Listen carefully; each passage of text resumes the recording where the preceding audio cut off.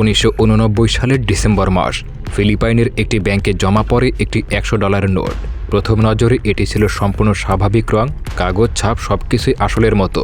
কিন্তু অভিজ্ঞ এক ব্যাংক কর্মচারীর চোখে পড়ে সামান্য অস্বাভাবিকতা। সন্দেহ দূর করতে নোটটিকে পাঠানো হয় যুক্তরাষ্ট্রে, যেখানে আধুনিক ল্যাবে শুরু হয় একের পর এক পরীক্ষা। ফাইবার অ্যানালাইসিস, আল্ট্রাভায়োলেট রশ্মি, কেমিক্যাল টেস্ট সবকিছুতে নোটটি প্রায় নিখুঁত প্রমাণিত হয়। শেষ পর্যন্ত মার্কিন সিক্রেট সার্ভিসের বিশেষজ্ঞরা শক্তিশালী ম্যাগনিফাইং গ্লাস দিয়ে ইঞ্চি বাই ইঞ্চি পরীক্ষা করে ক্ষুদ্র কিছু পার্থক্য খুঁজে পায়। তখনই নিশ্চিত হওয়া যায় যে এটি কোনো সাধারণ জাল নোট নয়, বরং আধুনিক ইতিহাসের সবচেয়ে নিখুঁত প্রতারণামূলক একটি কাজ। এই রহস্যময় নোটগুলো পরে সুপারনোট নামে পরিচিতি পায়। এগুলো এমনভাবে তৈরি করা হয়েছিল যে সাধারণ মানুষ তো দূরের কথা, অনেক সময় ব্যাংকের মেশিনও এগুলোকে আসল থেকে আলাদা করতে পারত না। কাগজের গঠন, কালি, এমনকি সূক্ষ্ম মাইক্রোপ্রিন্টিং সবকিছুই এতটাই নিখুঁত ছিল যে বিশেষজ্ঞদেরও বিভ্রান্ত হতে হতো। প্রশ্ন ওঠে, কোন শক্তি এই ধরনের জাল নোট তৈরি করতে সক্ষম? এটি কি কোনো সাধারণ অপরাধ চক্রের কাজ, নাকি এর পেছনে রয়েছে কোনো রাষ্ট্রীয় শক্তি? তদন্তের সবচেয়ে গুরুত্বপূর্ণ সূত্র আসে একটি বিশেষ প্রিন্টিং প্রযুক্তি থেকে। এই প্রযুক্তি ব্যবহার করে নোট ছাপাতে হয় ধাতব প্লেটের সূক্ষ্ম খোদাইয়ের মাধ্যমে, যা অত্যন্ত ব্যয়বহুল এবং জটিল। সাধারণত এই ধরনের মেশিন কেবলমাত্র সরকার বা রাষ্ট্রীয় সংস্থার কাছেই থাকে। ফলে তদন্তকারীরা দ্রুতই বুঝতে পারে এটি কোনো ছোটখাটো জালিয়াতি চক্রের কাজ নয়, বরং এর পেছনে রয়েছে কোনো দেশের প্রত্যক্ষ বা পরোক্ষ সহায়তা। প্রথম দিকে সন্দেহের তালিকায় উঠে আসে ইরানের নাম, কারণ সেই সময় যুক্তরাষ্ট্রের সঙ্গে তাদের সম্পর্ক ছিল খুবই খারাপ। অবশ্য এখন যে কতটা ভালো সেটা আপনারা নিজেরাই জানেন। তবে যুক্তরাষ্ট্র ধারণা করেছিল যে তাদের কাছে হয়তো উন্নত প্রিন্টিং প্রযুক্তি থাকতে পারে। একই সঙ্গে লেবানন ও সিরিয়ার দিকেও নজর দেওয়া হয়। কিন্তু দফায় দফায় তদন্তের পর ধীরে ধীরে একটি নতুন নাম সামনে আসে, সেটা হচ্ছে উত্তর কোরিয়া।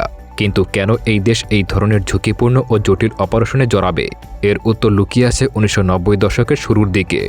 সোভিয়েত ইউনিয়নের পতনের পর উত্তর কোরিয়া মারাত্মক অর্থনৈতিক সংকটে পড়ে। তাদের প্রধান মিত্র হারিয়ে যায়, তেল আমদানি কমে যায় এবং বৈদেশিক মুদ্রা সংকট চরম আকারে ধারণ করে। এই পরিস্থিতি থেকে বের হতে দেশটি বিকল্প উপায় সন্ধান শুরু করে। এই সময় গড়ে তোলা হয় একটি গোপন সংস্থা যার নাম অফিস 39।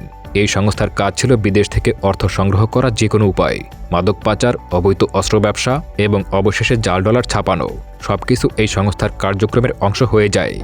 তদন্তে জানা যায় পিয়ংসং শহরে প্রিন্টিং 62 নামের একটি গোপন কারখানায় তৈরি করা হয়েছিল এই সুপারনোট।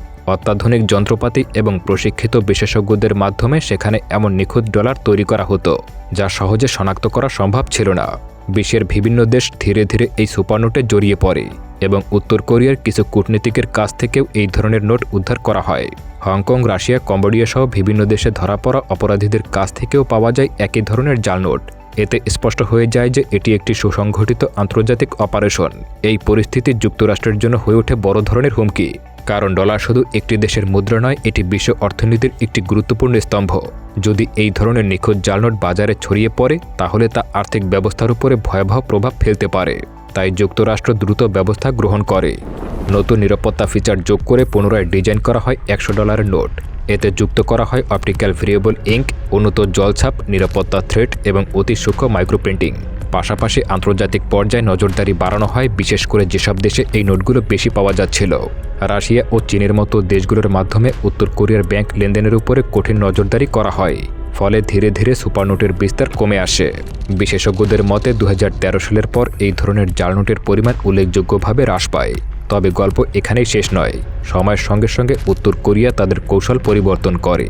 প্রচলিত জাল নোট ছাপানোর বদলে তারা ঝুঁকে পড়ে সাইবার অপরাধের দিকে।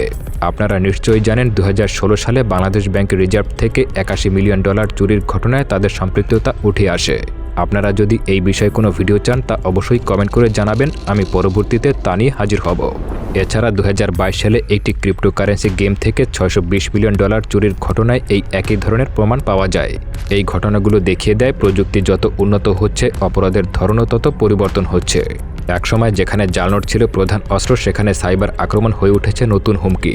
আজও বিশ্বের বিভিন্ন দেশে মাঝে মাঝে সুপারনোটের সন্ধান পাওয়া যায়। যদিও এর পরিমাণ অনেক কমে গেছে, তবু এটি সম্পূর্ণভাবে নির্মূল করা যায়নি। ফলে বিদেশ ভ্রমণ কিংবা ডলার লেনদেনের সময় সতর্ক থাকা অত্যন্ত জরুরি, কারণ কখন যে একটি নিখোঁজ জাল নোট আপনার হাতে চলে আসবে তা বোঝা প্রায় অসম্ভব।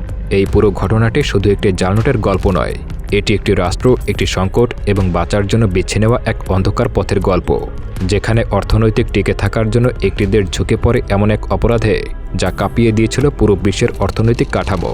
সুপারনোটের এই রহস্য আমাদের একটি বিষয় পরিষ্কারভাবে বুঝিয়ে দেয়, আধুনিক বিশ্বের যুদ্ধ শুধু বন্দুক বা বোমা দিয়ে হয় না, কখনো কখনো একটি নিখুঁত জাল নোটও হয়ে উঠতে পারে সবচেয়ে ভয়ঙ্কর অস্ত্র।